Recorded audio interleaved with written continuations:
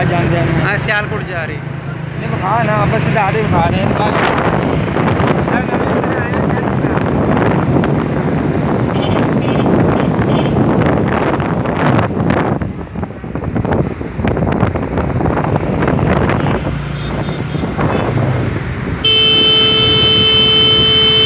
इतना ही बहुत है ना।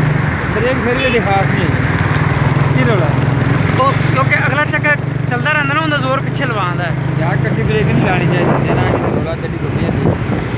चलो ले तेरे अगले तेन चल नहीं चिश्तियाँ पावांगे तो सस्ते है बड़ा महंगा ठोकदा।